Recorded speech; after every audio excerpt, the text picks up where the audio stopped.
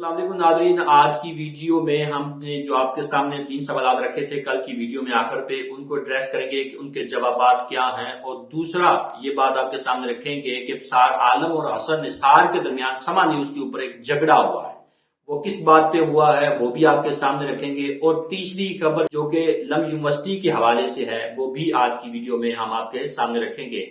शुरू करते हैं हसन निसार और इब्सार आलम साहब के हवाले से कि वो क्यों झगड़ा हुआ है और उनके ऊपर क्या बात है। इन सब की तफसीलात हम बताते हैं, लेकिन आपसे गुजारिश है एक छोटी सी, हमारे इस चैनल को लाइक कर दें, सब्सक्राइब कर दें और अगर हमारा तजिया और वीलॉग पसंद आए तो इस सूरत में इसको शेयर भी कर दिया करें।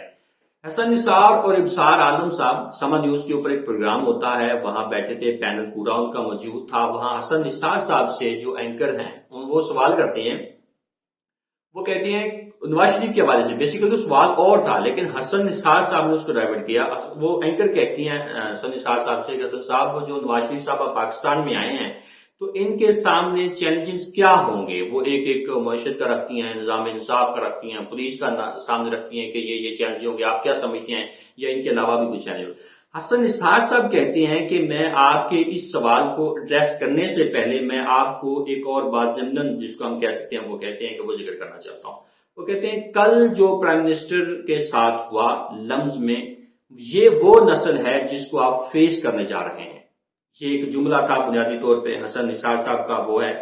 और उन्होंने ये भी कहा कि ये वो बच्चे हैं जिन्होंने प्राइम मिनिस्टर को समझाया है, उसको टीच किया है, पढ़ाया है कि आप 50 मिनट लेट हैं, ऐसा नहीं होना चाहिए था।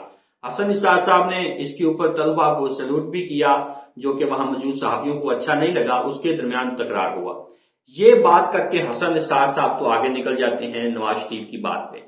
अब अगला सवाल जाहिर है इब्सार आलम साहब से होना है। एंकर साहिबा ने जो मोहतरमा वहां मौजूद थी, उन्होंने होस्ट थी, उन्होंने सवाल किया इब्सार आलम साहब से वही सवाल।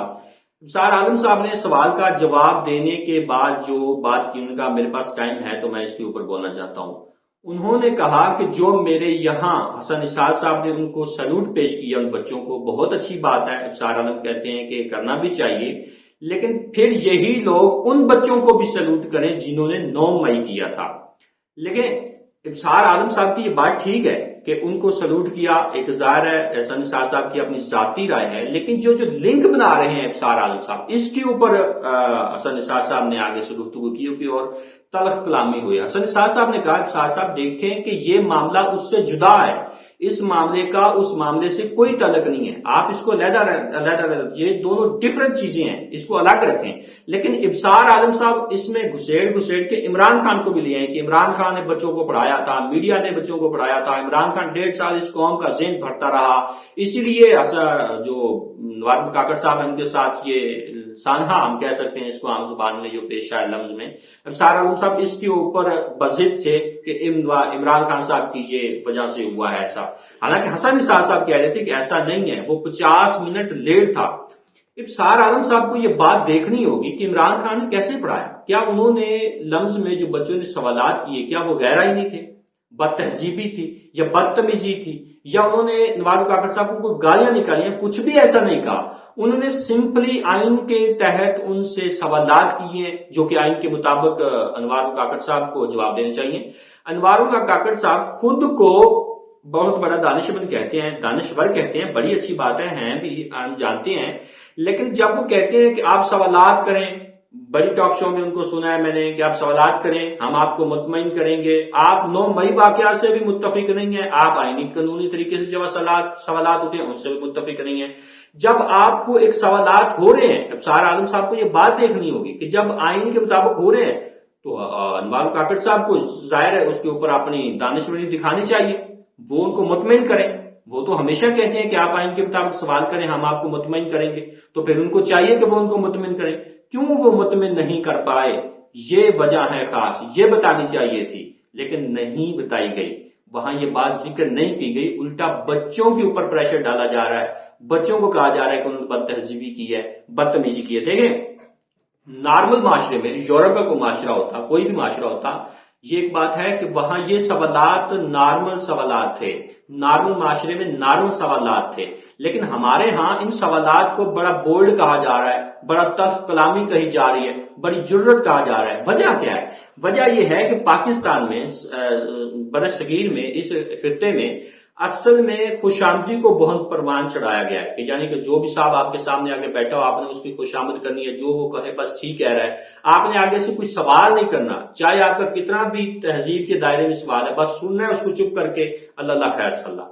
یہ اس خطے کا قصور ہے کہ یہاں ایسے سوالوں کو بدتمیزی سمجھا جاتا ہے، تصور کیا جاتا ہے، اور بد تہذیبی کے ساتھ ساتھ اس کو کہا جاتا ہے کہ ان بچوں میں تمیز نہیں ہے، سکھایا نہیں گیا، اور الٹا عمران خان کے اوپر ڈالنا ہے۔ اگر عمران خان صاحب کا اتنا ہی خوف ہے تو ابصار عالم صاحب کو چاہیے کہ جن کی وہ ہمیشہ سے گردان پڑتے رہتے ہیں اپنے ویلاگز میں بھی اور پروگرامز میں بھی، تو پھر ان کے سمیت ان کو لے کے جانا چاہیے ڈیالہ جیل میں، پھر ان کے پاؤں پکڑ لیں۔ اگر آپ نے اتنی بھی ضرورت نہیں ہے تو پھر وہ تو پڑھا رہا ہے عمران خان، یہی جھوٹ ہے۔ حسن نثار صاحب نے ٹھیک جملہ استعمال کیا کہ یہ جھوٹ ہے جس کو آپ نے فیس کرنا ہے، تو پھر آپ اس یوتھ کو کیسے فیس کریں گے؟ یہ یوتھ تو آپ سے یہی سوالات کرے گی۔ ایک تو یہ بات ہو گئی، یہ بڑی اہم بات تھی۔ اب دوسری بات کے اوپر آ جاتے ہیں جو ہم نے آپ سے ذکر کی، جو کل کے گزشتہ ویلاگ میں 3 سوالات رکھے تھے، وہ سوالات میں ایک ایک سامنے رکھتا ہوں آپ کے، وہ پھر اس کے اوپر ہم بات کرتے ہیں۔ ہم نے کہا کہ بجلی جو ہے مہنگی ہو گئی آپ کے آنے کے بعد، یہ سوال ہونا چاہیے تھا۔ اور دوسری بات یہ ہے کہ جو 50 لاکھ افغانی ہے پاکستان میں اور کالونیاں بنا رہے ہیں، یہ کیا وجہ ہے؟ اس کے اوپر ہم بات کرتے ہیں۔ اور تیسرا سوال ہم نے رکھا تھا آپ کے سامنے، جو تحریک انصاف کے اوپر اس وقت اتنی آپ کہنے سختیاں ہیں کہ ایک ورکر کنونشن تک وہ نہیں کروا سکتے، اتنی سختیاں ہیں۔ یہ بات پہلے یہ بات دیکھتے ہیں کہ بجلی کیوں مہنگی۔ جب انوار کاکڑ صاحب، یہ جو ظاہر ہے پنجاب میں اور وفاق میں ایک پرائم منسٹر ہیں، ایک سی ایم ہے، پوری دنیا میں کہیں بھی ایسا کوئی وجود نہیں، کوئی آئین نہیں ہوتا، کوئی قانون نہیں ہوتا کہ آپ ایک پوری حکومت کو بٹھا دیں، وہ 90 دن میں بیٹھی رہے اور یہاں تو طویل کر دیتے ہیں اس کو۔ یہ کوئی دستور نہیں ہے، کوئی آئین نہیں ہے، پوری دنیا میں کہیں موجود نہیں ہے یہ سیٹ اپ۔ صرف پاکستان میں ہے کہ جہاں ایک پوری حکومت لائی جاتی ہے، وہ بیٹھی رہتی ہے، اور بعد میں جو ظاہر ہے الیکشن پہلے سیٹل ہو جاتے ہیں، نامزد ہمارے پہلے وزیر اعظم ہو جاتے ہیں، اس کے بعد الیکشن ہوتے ہیں، نام نہاد، اور وزیر اعظم کوئی نہ کوئی بن جاتا ہے۔ یہ وجہ ہے کہ بجلی مہنگی ہوتی ہے اس وجہ سے کیونکہ ایک حکومت کو چلنے نہیں دیا جاتا، اور یہ کیئر پرائم منسٹر آ کے بیٹھ جاتے ہیں جن کو عوام سے کوئی غرض نہیں ہوتا۔ مہنگے پروجیکٹ ڈیل کیے جاتے ہیں، مہنگی ڈیلیں کی جاتی ہیں، اور مہنگے پروجیکٹ بنائے جاتے ہیں، اس وجہ سے وہ بجلی مہنگی ہو جاتی ہے۔ اور عوام کے، کیونکہ انہوں نے کوئی لینا دینا ہی نہیں ہے عوام کے ساتھ نا، یہ تو آج بوریا بستر اٹھائیں انوار کاکڑ صاحب باہر چلے ہیں، کون پوچھنے والا ہے ان کو؟ کوئی نہیں، کیونکہ عوام میں تو ان کی جڑیں ہی نہیں ہیں۔